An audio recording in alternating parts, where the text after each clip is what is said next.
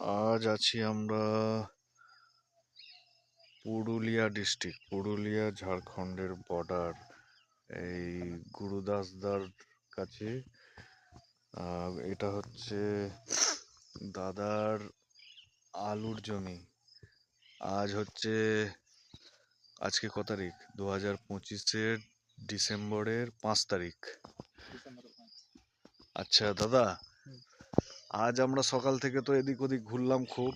আজ এই দাদার গাড়ি করে আমরা এদিক ওদিক খুব ঘুরলাম, সবার কাছে ভিজিট করলাম। অনেকের দাদা অনেক চাষিকে প্রোডাক্ট দিয়েছে, তাদের রেজাল্ট তাদের সাথে আলোচনা করলাম। ঝাড়খণ্ড, এখন আছি আমরা পুরুলিয়া বান্দোয়ান থানা। আচ্ছা, আপনার নামটা কি? গুরুদাস মুর্মু। গুরুদাস মুর্মু। হ্যাঁ।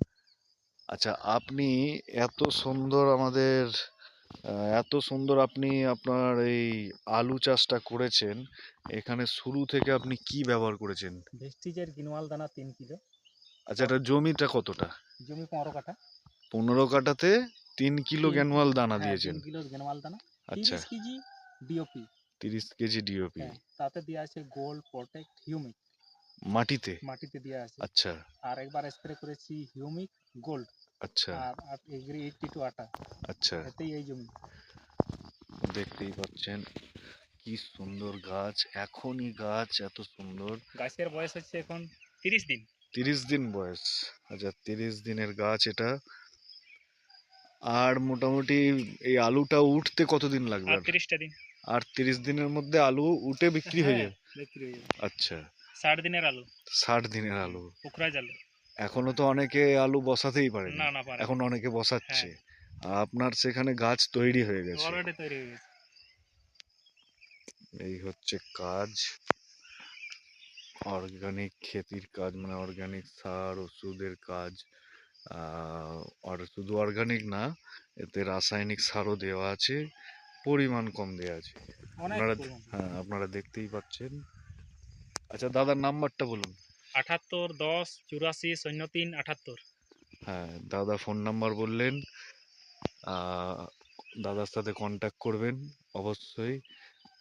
দাদার বাড়ি হচ্ছে বান্দোয়ান থানা, পুরুলিয়া ডিস্ট্রিক্টের মধ্যে। যারা আছেন, যারা এই ভিডিও দেখছেন, তারা অবশ্যই এই দাদার সাথে কন্ট্যাক্ট করবেন।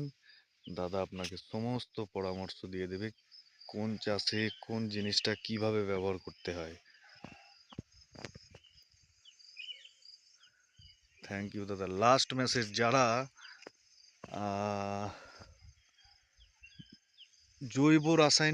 জৈব অর্গানিকের উপর ভরসা না করে চাষ করে, তাদের সূত্রে কি বলবেন?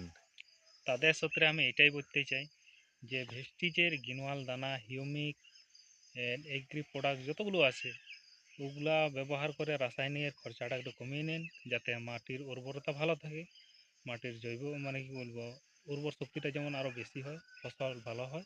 এটাই আমি মেসেজ দিতে চাই। খরচও কমবে তার সাথে। খরচও কম। ওকে, থ্যাংক ইউ দাদা। আচ্ছা, পাশে আবার মূলোর শাক দিয়েছে, তাই তো?